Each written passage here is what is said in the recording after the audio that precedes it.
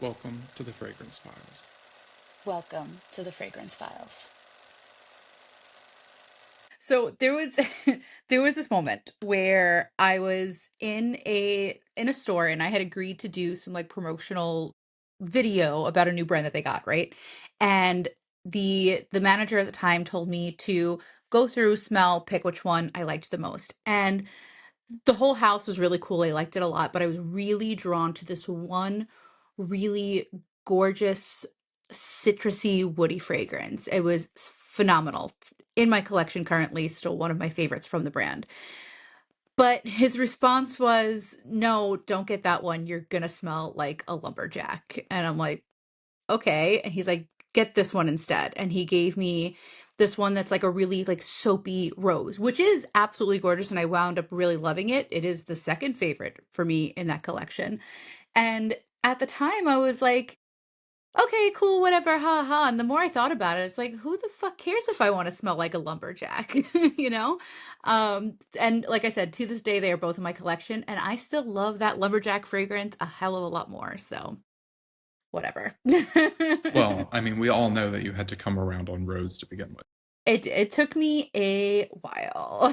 Yeah, I mean, because I went so long with no fragrances, felt weirdly in like the no man's land of like the adolescent scent cultures. But we know I always love weird stuff. I when I found Sweet Ash as like a sweet perfume that I could get with, even though I know a lot of people don't think it's that sweet. For me, it is. I like bathed myself in it. And I remember walking downstairs and my roommate was on the opposite side of the house and was like, "What are you wearing?" And I was like, "Oh, do you not like it?" He was like, I can tell that you're entering the atmosphere." Like because it just I guess it was so different than anything else I was wearing, and it was quite loud and it was quite sweet. It was like confusing almost that I would present in such a way.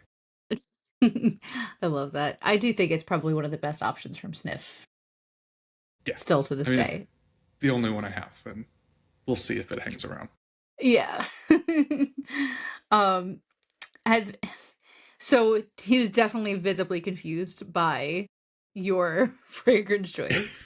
I love that. Yeah, and I mean it still happens, especially when people are like, "Oh, what are the like non-fragrance people are like, "Well, what are you wearing?" And I'm today even said, the Holy Prophet Elijah. Hmm. It's really centered around this interesting presentation of Iris and Oris. And they're like, "Iris, that's flowers. Isn't that like old lady?" And you're like, "No, this smells like a crumbling old church." Like Oh God, that one there's is so good. I literally haven't stopped thinking about it, and I think we're sold out of it. So I might be SOL until it comes back.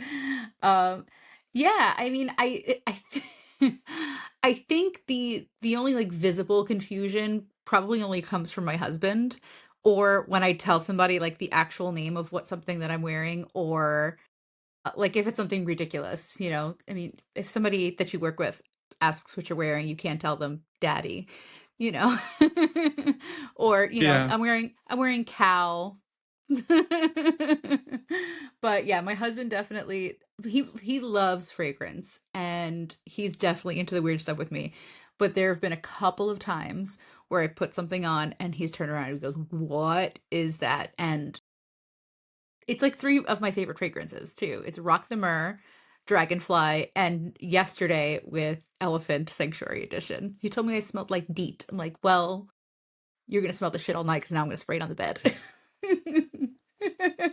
Yeah, and I mean, I think it's interesting when we're niche perfume people where um I want the weird stuff. I want unintelligible referential perfumes. And a lot of times the like the face crack and the confusion is when you wear something that is just not necessarily aligned to your gender presentation, like the Absolutely. lumberjack perfume or like the sweet thing. And that's such an interesting dichotomy because there are masculine and feminine in fragrance does not entirely tie to male or female marketing. Agreed. And like, why do we keep this gendered presentation of something that has no gender and has no expression? Uh, it's very bizarre to me. I think with many different things, the why we market probably specifically towards men is to get them to purchase products that are not typical for men to purchase, or maybe not as popular amongst men to purchase, right? And I think we're definitely seeing that in the fragrance space. I do genuinely love that, you know, young men especially and men on the app, that they are finding something in the beauty space that they connect with and that they love and that they can express without feeling like they're being diminished for like having a hobby that's too feminine. So I will put that out there and say that. But I do think that the marketing is very um we're gonna drop all the panties with this one sort of thing. But that's how they frame it, right? But I think it's they're marketing specifically towards men to pull them into this hobby. And but they do that with so many other things. Like, why did you need wet wipes rebranded as dude wipes for you to clean your ass? Right? It's so silly to me. And it's not a construct I think I ever really had or cared about. Uh, Surprisingly, a lot of the women in my life actually wear a lot of men's fragrances. My sister wears, and my sister is like the pillar of femininity, loves to wear Creed Aventus. My niece, her daughter, also gorgeous, stunning model, loves to wear Millions by Paco Rabanne.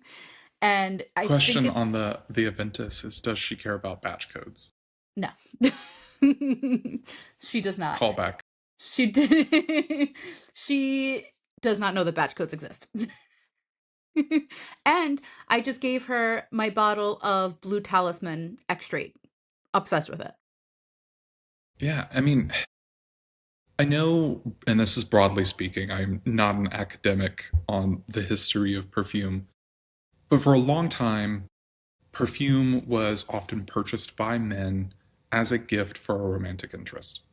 Yes. And as time progressed and women were treated as people and they could have jobs and like autonomy, and that was wild.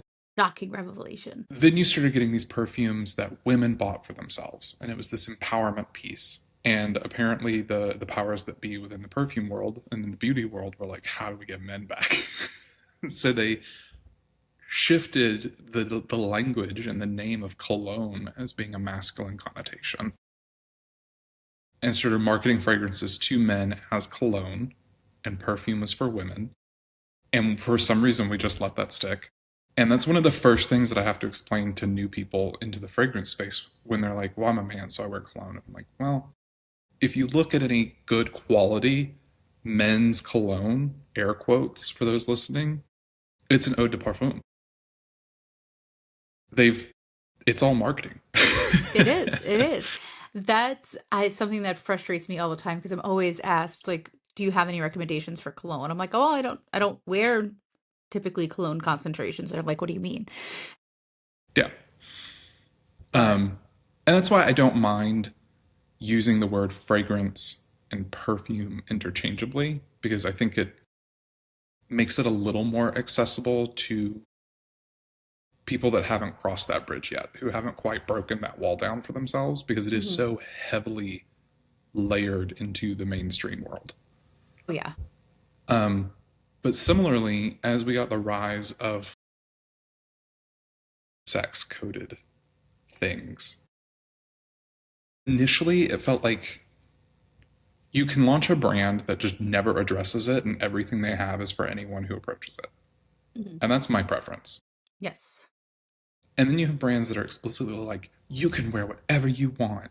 You can be whoever you want. Gender doesn't matter, baby. And then in like 3 years, they'll be brought by private equity. And then they'll say, nope, we're doing men and women. Yep. I wonder who we're talking about. Um, but yeah, and maybe that's like the non-binary in me that like I want to be perceived as an omen or a harbinger rather than masculine and feminine. So Yeah. a brand that doesn't even address it is much more accessible to me than one that has men and women and checkbox other like Yeah. fragrance options. Yeah. I don't think I thought about it that way, and I think I agree. I think when you call something unisex, it's almost a signal for the anti-woke crowd. Mm-hmm. I think it's and I mean people come into the store all the time and they're like, "Are these fragrances for men or for women?" I'm like, "They're for everybody." Or they're like, "Which side is the men's side? Which side is the women's side?" There's not, they're for everyone. Whatever you think smells good, it's for you. Once in a while you get somebody who's you can't sell them on that, and you just have to say, "Yep." They can pick up a floral. They're like, "Is this for men?" Yeah, absolutely. But that's not to say I do think there is not getting into my own you know cosmology and establishment of the universe, but like there are masculine and feminine energies to things, Yes. but that's not a restriction of who can wear it. Mhm. I have fragrances that I feel are more masculine. I have fragrances that I feel are more feminine. I have fragrances that I don't feel align either way. But to actually market and codify something as male or female or unisex feels very exclusionary and like you Mhm. need to put people in boxes. And typically, art forms and people who do that are not the kind of people I want to be around or the art forms I want to dabble in. I could not agree more. I I mean, my collection, if you stand back and you look at it, it is really all over the place as far as what would be considered masculine, feminine, or unisex. And I think I use them at different points depending on what I need to call in that day. I I had put this question out to the group chat because I wanted to hear back from some different perspectives. And I'm like, how do you perceive gender in fragrance and how has it affected your fragrance journey? And one story from Lola, the Hermes hippie, that stood out to me was she was talking about how when she was living in, I believe it was when she was living in Russia and she was working as an attorney and in this very male dominated, very macho field. And, she was drinking straight scotch and smoking cigars and trying to, fit in with the boys. And she at the time wore really masculine scents because even though she might have presented, powerful female, it was just that one little thing to change up to maybe people perceive you slightly differently. Or Annette's story was about how her signature scent when she was in high school was Clinique Happy for men, and how people all the time told her that she smelled so good, and then they would ask her what she was wearing, and when she said Clinique Happy for men, they're like, "Oh, what are you, guy now?" And it's just this sort of like I think most of the time, with few exceptions, you cannot tell whether a fragrance is masculine or feminine. Yes. And I do think about the way we kind of codify all of existence into these buckets is really interesting. I think back to like right after I went to college, I've always been a goth. Shocking, I know. Like even as a kid, I was real weird and dark. But in college, I painted my nails. And I remember I was like Skyping my mom, and she was like, "You're painting your nails? What are you, a girl now?" And like hung up on me. But I was like, I'm goth. How is this such a big deal to you? Like, it was just a very weird thing. I had a complicated relationship with my mom, anyways. But like, how is that going to be such a big hang up for you that a synthetic paint on part of my body equals woman? Like, who So hurt you? silly. The answer is society. But Well, yeah. so Yeah. breaking down deeper into some of Mhm. these, like we have these kind of really ingrained ideas for what certain genders smell like. What are Yes. men allowed to smell like to you? Um, to me personally, absolutely anything they want to smell like. I personally love spicy and sweeter fragrances on my husband. I think they're very, very sexy. But what I think society allows men to smell like is what I like to call the blue fragrances. And what I mean by that, and it's kind of intentionally vague, is that there are these sort of groups of fragrances that are marketed towards men that have this distinct characteristic that make them smell like the color blue to me. And I'm not exactly sure what that is. Sometimes it could be marine, sometimes it can be like woodsy or like balsam fir, but I also consider them like the body wash or shaving cream, and like specifically the shaving cream that when you pump it out, it's blue, and then when you rub it, it turns like white and creamy. Like there are a lot of fragrances in the men's mass market to me that have that scent profile. Little twists here and there. Maybe you threw a little extra bergamot on top or a little lavender there in there somewhere. And there are florals in there. Don't let anybody fool you, especially lavender is very, very used in a lot of men's fragrances. But um that scent profile to me is almost as obnoxiously overdone as orange blossom bombs are overdone for women. Yeah, I mean, I think that the obvious culprit in the blue fragrance space being Old Spice. Mhm. And I think it's really interesting that they went from kind of they reviewed for a little bit as like grandpa fragrance because it was very much that like barbershop fresh scent, the classic Old Spice. And then Procter and Gamble was like, shit, we're losing the kids. How do we rebrand? And they did this very youthful, hyper masculine branding. And I know I Mhm. made fun of it last episode with LC. And like, what I think is most interesting is they did this branding that's very youthful, hyper masculine, very loud, but their target demographic was actually women. 60% of the purchasers of Old Spice are women buying it for their male partners Mhm. because they very purposefully, and this goes into like the insidiousness of the way we market gender, implanted words in their marketing campaigns like confident, strong, bold. Hmm. And those were all things that they, yeah, presumably in focus group, female consumers would then imagine their partner being and then wanted to get them these fragrances. Even though it had this ridiculously over the top hyper masculine motif, Yeah. 60% of the buyers are women.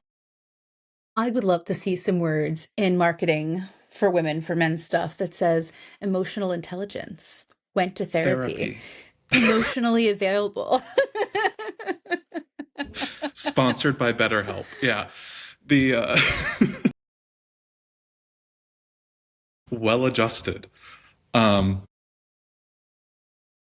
yeah, it's very odd that this, and I know, and everyone who's listening also has this perspective of blue Mhm. and what it smells like in men's grooming and beauty and fragrance. And I mean, Sauvage, Bleu de Chanel, Eros, Aventus to an extent falls in Yeah. there. Like, YSL myself.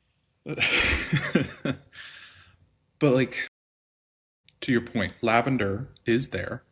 Hmm. Um, think about JPG LaMail has Yeah. vanilla and tonka. So we have these things. They're just demystified, or they're mystified into this blue amalgam. But why are actually sweet forward and floral forward fragrances framed as like a risk for male presenting people? I think they're downplayed in a sense for women a lot, where they make them feel sort of juvenile and childish, which I think is an issue a lot of times when women have an interest in things. It somehow loses value as being serious because of something that women really like. But it always struck me as kind of weird that, and this is somebody who's coming from a culinary world as well, these gourmand sweet esculent scents that we love so much are associated with women because our traditional gender roles as women being thought as the ones that cook. But when you actually look at the culinary industry, it's predominantly dominated by men. And this idea of cooking is not just a life skill, but a career path when it comes to men, but it's a necessity that women have to do when it comes to women. So I think it's very much tied to those very traditional gender roles. For sure. And there is absolutely the aspect of when a woman does it, it's a hobby. When a man does it, it's a craft. Hmm. Um, yeah. I mean, you mentioned food, but also think about like, oh, Claire goes down and does her little pottery lesson. And then you have Yeah. Jeff Koons. But I mean, even going back into history, into the history of fragrance, into the history of florals, number one, fragrances were predominantly made for men. Royalty, the elite, wore fragrances, had fragrances custom made from them. But not only that, men would walk around wearing flowers. It was very much a part of upper class society to wear a boutonniere on the regular. I mean, now it's reserved for like special occasions, typically, your prom, your wedding. But this is very much a constant fashion piece. And, way back, it was to do with superstition, warding off evil spirits. Also, everything smelled really bad at the time. So you had something to sniff to kind of clear your nose from the excrement that was literally in the streets. But then as it evolved, certain flowers took on some social meaning.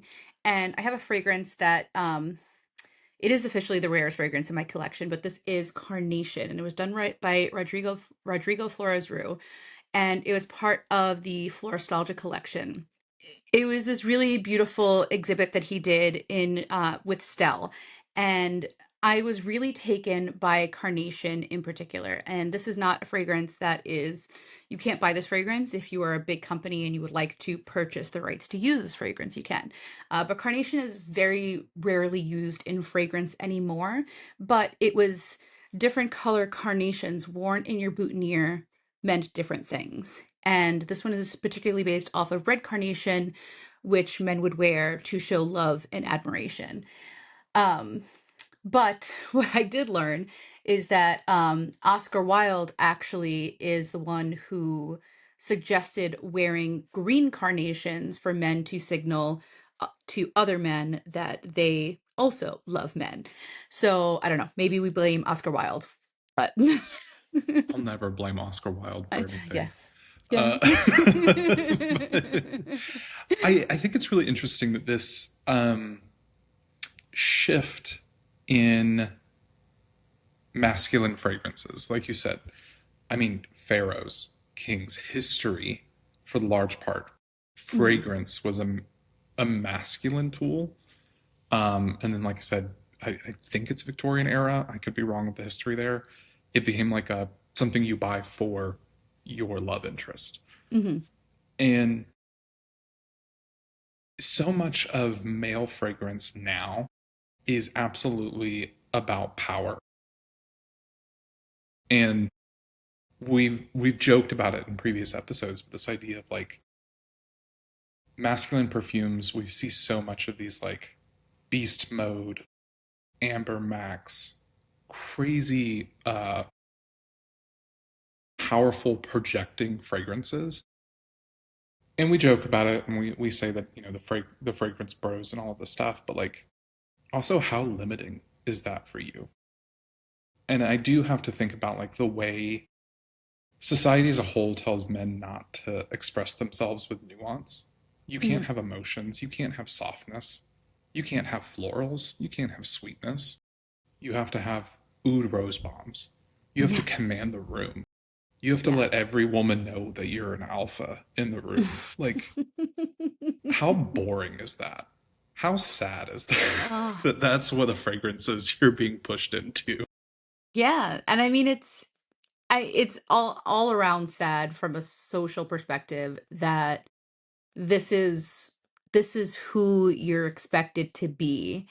And when you don't live up to that, what happens to your self-esteem? Because do you have the emotional capacity to deconstruct that to say, "Hey, maybe this just isn't me. This doesn't make me happy. Nobody actually likes me because I act like this." I could go on about, as a mom raising a boy, I could go on and on about the things that we put on men and expect them to be, and how damaging that is to their psyche, but Yeah, and I think too about like especially a lot of non-fragrance people. Uh, we've talked about, they have a really limited fragrance wardrobe, but like think about the way masculine fragrances show up in professional settings Mhm. is also a very interesting dynamic. You mentioned a female in a male-dominated field with law and the way that she interacted with that, and I think to like I have to pick my fragrances for work pretty judiciously, not because I want to appear more masculine, but because I don't want to appear too out of the box, too weird. Uh, Yeah. like, I sat down at a conference with a coworker and I was wearing my Celium by Treading Water.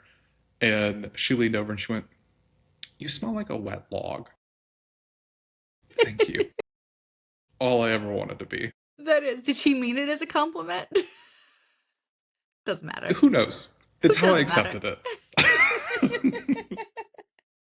Doesn't matter. I mean, I've definitely softened my it depends on what your work is, right? I think we have to get rid of this idea that beast mode is appropriate for all times always, because it's really not. Like, depending on your career, when I worked in culinary, when I was a pastry chef, I didn't put on fragrance until the end of my shift. And now working in education, I'm really mindful, if I am wearing something very strong, to not spray a lot of it, because I'm working with little kids. It, I don't want to get an HR email. I don't want to trigger something in somebody. And, you know, work with elementary school kids. They will absolutely tell you if you stink. One kid a couple of weeks ago told me I smell like burning hair. Cool. Was it Flaw Thought by Fishersund? No. Oh, Yeah. that one smells a little bit like burning hair. It is, but I really like that one. No, it was Wednesday by Ariel Shoshana and Michelle Visage. I was like taken back because I'm like, this smells so good.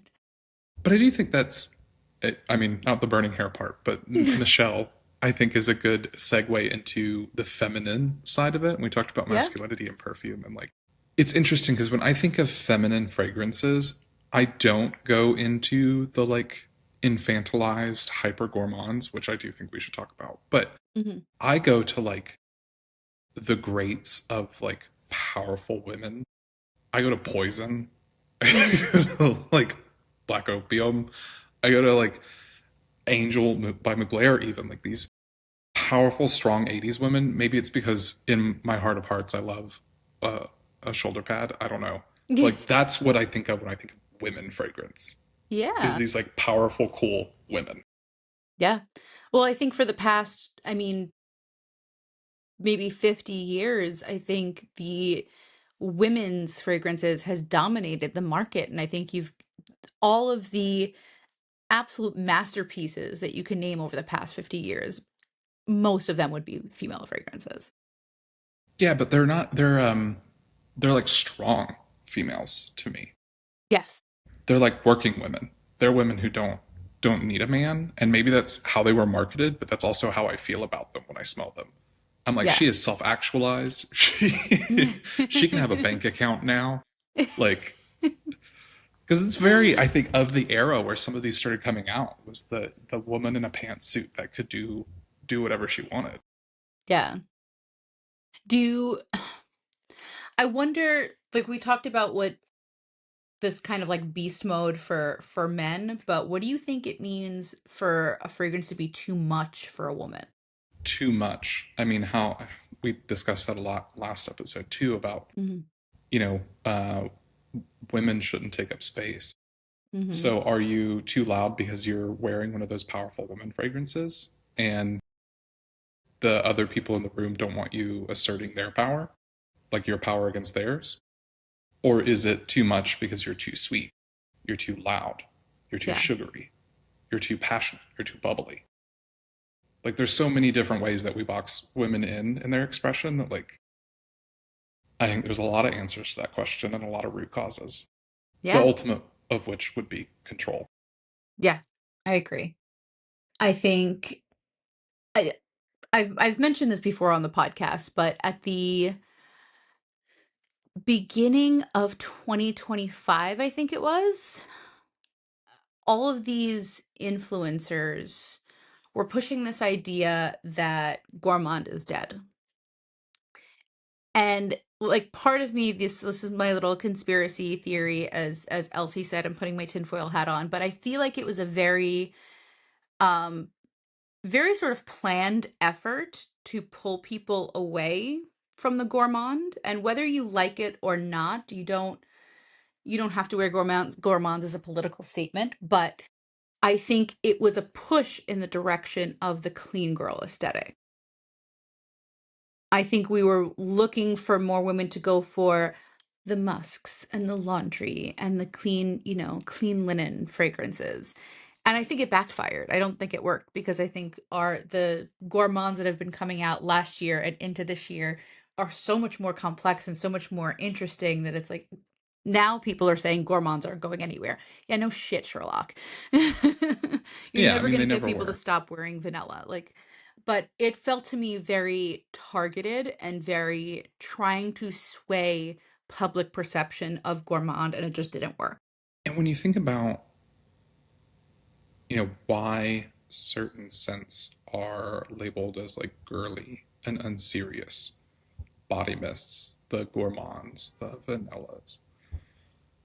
I mean, oh god, there's so much to unpack. But like, especially with recent revelations about the way pop culture for essentially every female presenting person born after 89 was shaped by a band of pedophiles, essentially. Like, Yeah. I mean, yeah, again, sponsored by BetterHelp. We're The, like, not actually sponsored by BetterHelp. yeah, no, Pretty nice though. but geez, yeah, there's a lot there. Particularly, I think, to like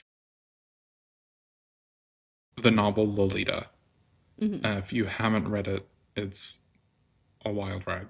But the particular aspects of it where the narrator is unreliable in the sense that he is the predator, and you never in the story of Lolita, you never actually learn who she is as a person, who Dolores is as a character, how she feels about the relationship, or anything like that, because the man is dominating the narrative and objectifies the woman to the extent that he wants to see her presented. Mhm. So, how much of our fragrance space and the fragrances that are released and who released them, and are they these powerful women fragrances or are they these girly infantilized fragrances, is driven by the way that we want women presented. That really bothers me. Yeah, I agree. And I think women in general, at least the women that I know and interact with, are wearing their fragrance less about how they're being perceived and more about how it makes them feel. And I think if we look at things in a scope of, we always want to say like women dress this way because they want attention, or, well, look at how she's dressing. Of course this happened to her, sort of thing. And it's always with this idea that everything that we do is for the benefit and for the attraction of men, where I think it's quite the opposite. I mean, for me, and again, the women that I interact with, it's men are not centered in our lives. So we dress for how we want to dress. We wear fragrance for how we want to smell, how we want to feel. But on the flip side of that, I think right now, fragrance for men is very much about attracting women. And I think Or they're the very, perception of what women should want. yes, exactly. Yeah. Agreed. And why is hyper femininity dismissed while hyper masculinity is desired? I think for me, and this is, let's move like moving on to the other side of this. It's very easy for me to say that fragrances shouldn't be gendered. For one, I live in the world as a cis woman. I don't need fragrance to affirm my gender. And I also exist in a space, in a fragrance space where nothing is gendered.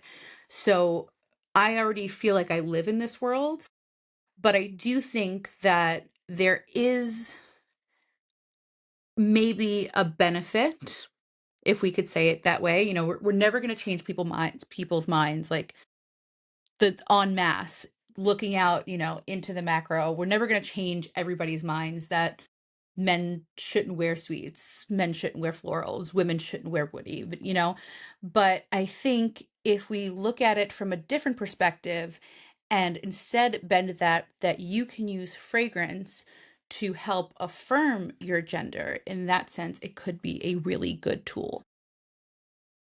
Fair. And yes, and I think that's where it goes to fragrances that carry a more masculine or more feminine energy. Hmm. And do you reach for those to affirm you or to bolster you or to comfort you? Things like, So moving into queerness and fragrance and refusal and freedom, what did discovering fragrance outside of gender rules unlock for you? um, I think I was fortunate at discovering fragrance outside of gender to start. Like I mentioned, I didn't wear fragrance as an adolescent, and like that's when you had the Jolly Rancher cotton candy versus Chainsaw Shark, like the most extreme dichotomy. And when I started exploring fragrance, particularly with Aldehyde 44 by Le Labo, that was the first fragrance where I was like, whoa, there's something weird going on here. Hmm. Like, it's an aldehyde, so it is a floral in a way. Um, but it's like this decayed floral. So automatically it was, and that it immediately became that kind of discovery for me where I was like, this doesn't have to be masculine or feminine. This can affirm what I was already like trying to understand around identifying as non-binary. Like I'm fully aware I'm 6'4". My shoulders are 2 feet wide. I have a beard. Like I outwardly present as masculine. Hmm. That doesn't mean I have to smell that way. Doesn't mean I have to feel that way. Hmm. Um, so maybe it's a way to validate for me, but it's also a way to embrace that softness Hmm. that I want to express. Yeah, I agree. I think it's a fantastic tool. I think it's along with the clothes that we wear, the makeup that we put on, and how we outwardly present ourselves. Like fragrance feels like that final layer, that final cherry on top to say, yes, I feel very feminine today. I feel very masculine today. It's, whatever. I feel very non-binary today. I can feel whatever I want today, and I can feel, what was the word you used earlier? A lot of them. I don't know. I know. It can be your green carnation. It can be your green carnation. Um, do you think has scent ever been a way to signal queerness? Do you think either subtly or directly? I mean, I my biggest fear in the world is ever to be perceived as straight. So, yes, Yeah. and hopefully directly. I say in a hat with bear ears with a pink triangle tattoo. Like, yeah, the few times in like work environments when someone has been like, "So are you married? What's your wife like?" I'm like, gasp. I how dare. I don't think that answers the question, but like, I absolutely want to, in my ethos and in my being and in my presentation, I don't care if I do present somewhat masculine outwardly. I never want to be perceived as straight. I never. I never want to be perceived as smelling blue. I agree. I don't need to smell blue Yeah. either. What about for you?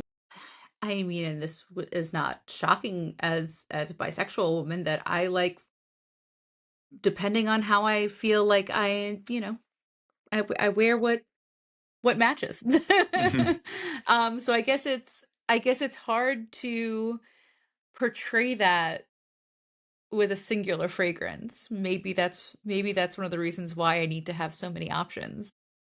The myth of the indecisive bisexual continues. So like Lola said, there are certain maybe work situations where I want to be perceived as a little bit more powerful, so I might reach for something more masculine because that may give other people that perception. Or I really love the duality of dressing really feminine and putting on a really masculine scent, and just having that duality I think is actually very sexy. But indecisive is the right word. Do queer spaces, do you think, smell different? I think it depends on which spaces you're talking about. If it's Yeah. Bushwick, yeah. Bushwick is a world all its own. Let's be fair about that.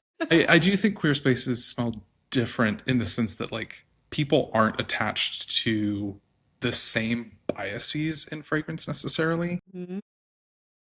but also queer people have that audacity where we think we can do anything and we often do. So like you're gonna find cool, weird niche perfume stuff out more frequently in queer spaces. How many of the cool niche brands that we love are founded and run by queer people? But then also like I know two or three very stereotypical lesbian like rescues pit bulls have Subarus that like dab essential oils. So like I also think of that like that aspect to it where like Yeah. we're off the grid doing our own thing with like clove oil as perfume. Yes. I can tell you a lot of the straight spaces that I've been in often smell very similar. All the men Sterile. smell, yeah, all the men smell blue. All the women smell like Baccarat Rouge. Yeah. I think in the same way that queerness is liberating not because you're loving someone of the same gender or anything like that. Queerness is liberating because it challenges those like foundational separations. Hmm.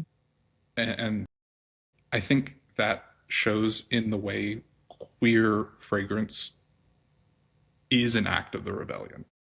And it does kind of break a lot of those norms Hmm. in the same way that being queer and existing is its own act of rebellion. So, I gave my gay communist space future visions of existence as rebellion and stuff. But when we think about like the industry, which is a very real force Hmm. in all of this, why does the perfume industry cling to this gendered marketing so much? I really do genuinely see the industry starting to change. And I think the last ones that are really clinging on to this idea are like the major department stores and major beauty chains like Sephora and Macy's. And because even if you walk into a space, let's put them on the spot. Like if you walk into a space like Bergdorf, their fragrances are not in gendered sections. I think they hold on because they feel like there's no other choice, right? They have to market towards men, they have to market towards women because they think that people are going to be adverse to it. But I very much believe that the niche market and the industry and the indie market are showing them that that does not need to be the case. Right.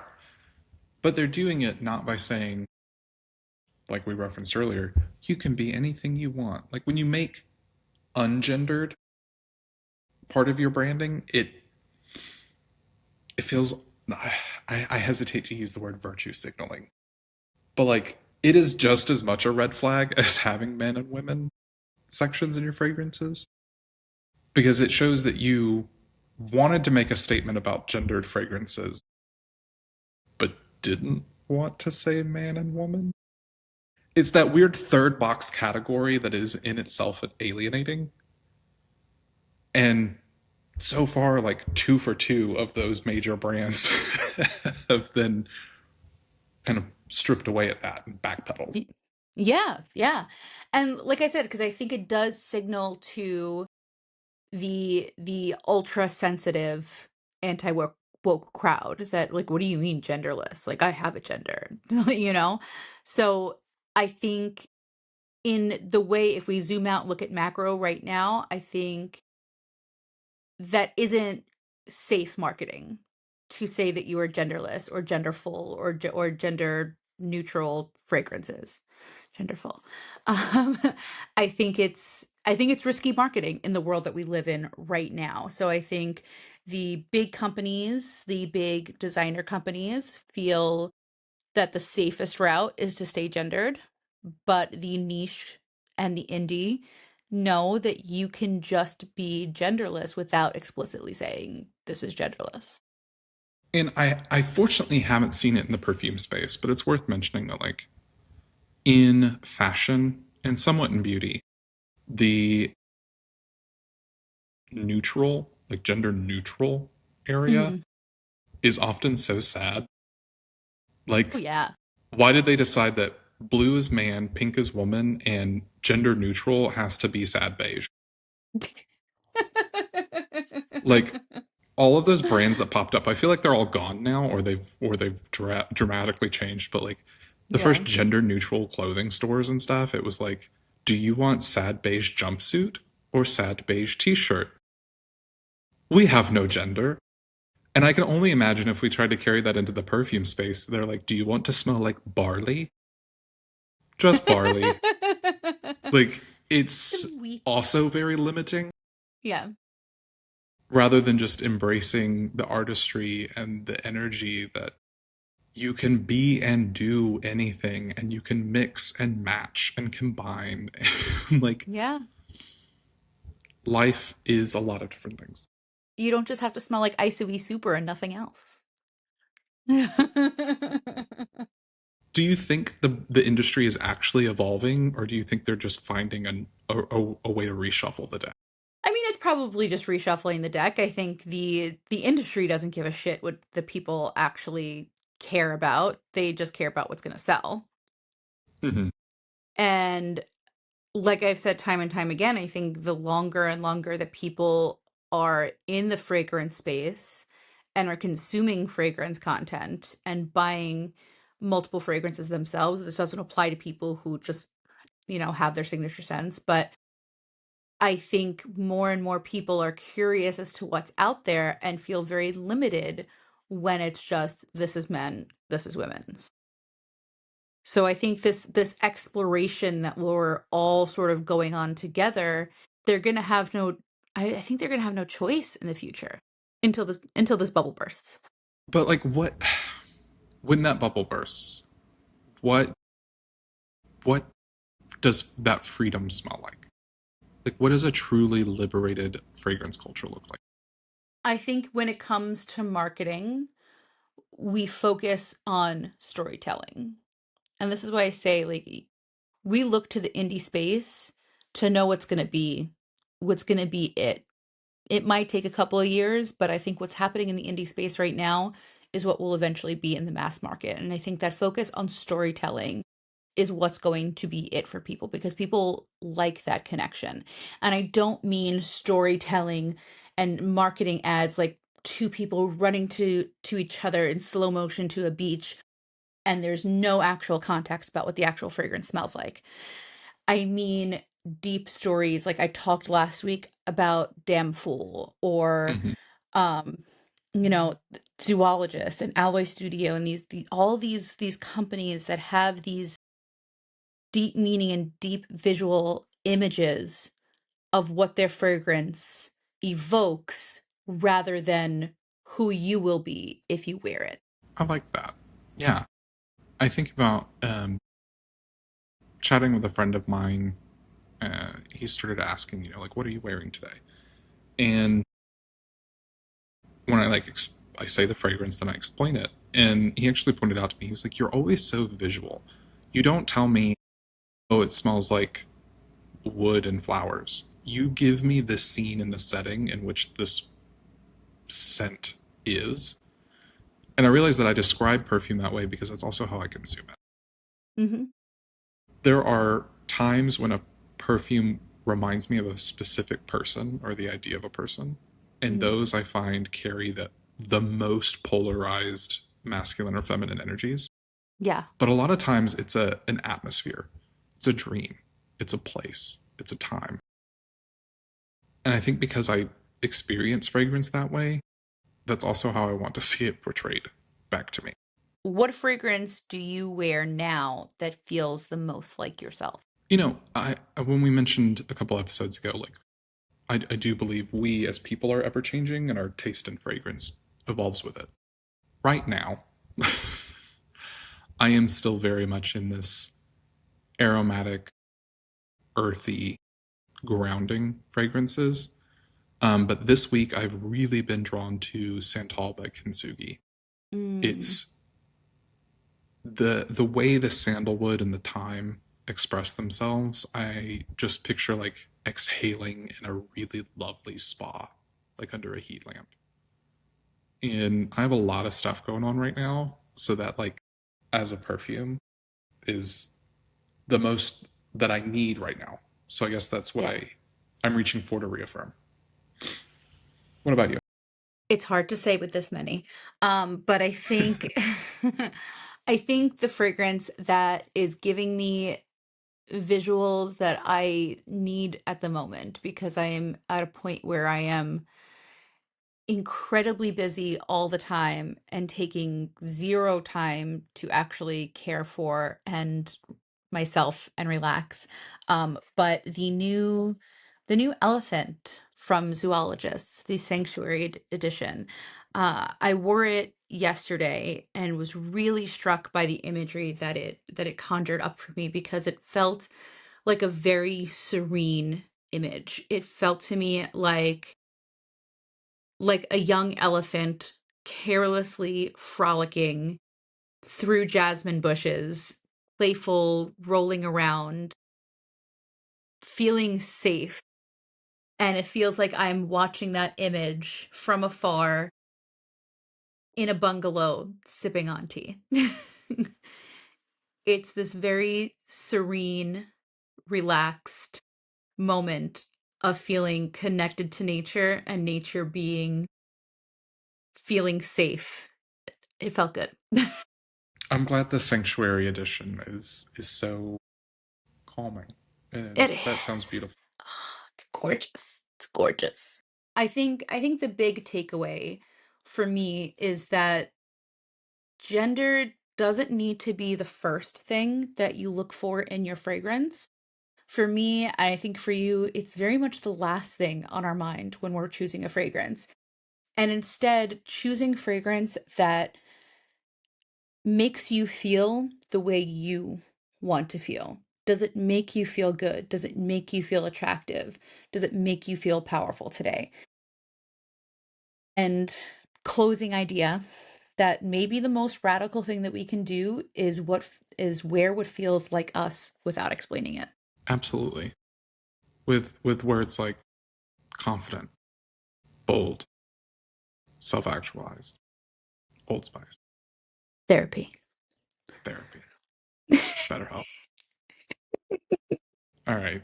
Yes. I agree. We should always reach for things that do what we need them to do, whether that is giving you the joke, but the confidence, the power, the comfort, the tranquility.